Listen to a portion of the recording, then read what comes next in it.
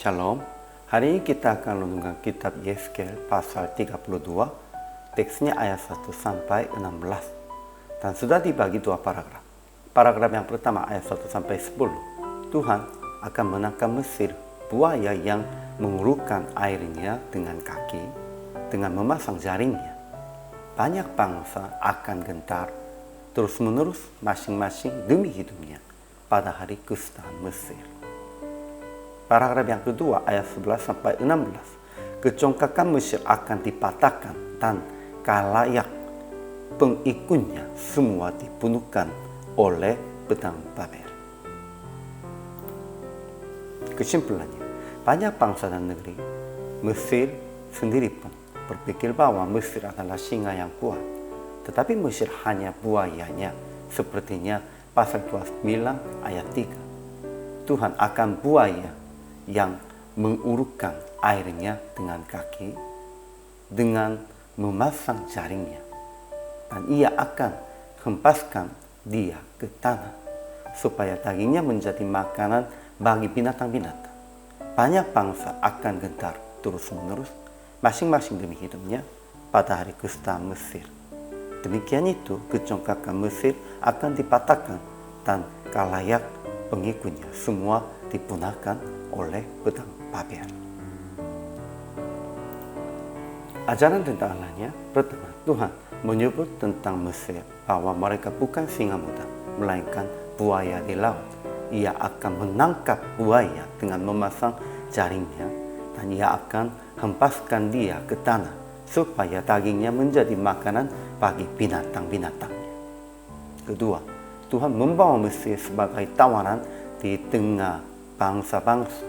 Ia akan membuat banyak bangsa kaget melihat Mesir. Ketiga, ia jernihkan air sampai sungai-sungainya akan mengalir seperti minyak, dengan binasakan binatang dari tepi sungai-sungai besar.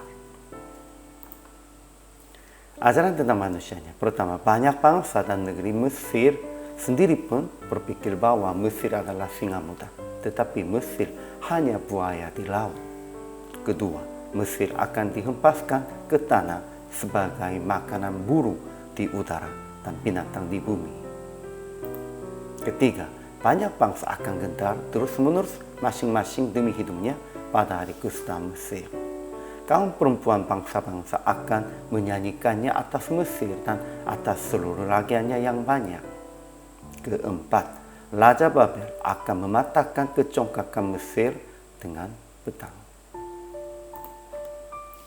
Jadi aplikasi hari ini, pertama, jangan mengganggu orang-orang sekitar Anda dengan kuasa yang Anda punyai, melainkan memelihara mereka dengan hati Tuhan.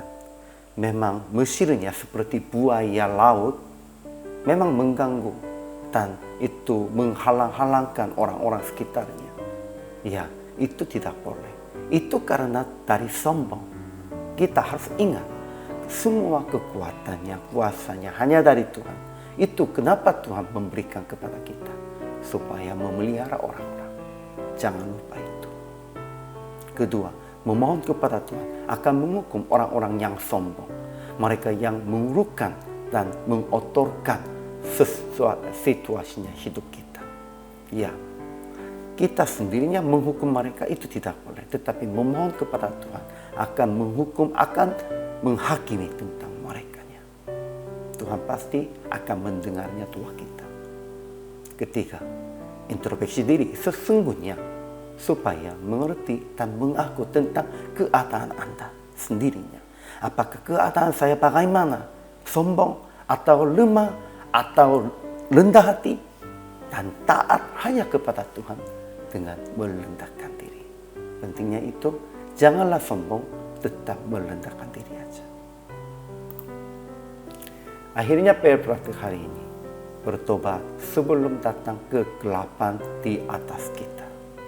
Dan hidup di dalam bimbingan Tuhan, supaya kehidupan Anda menjadi jernih seperti air.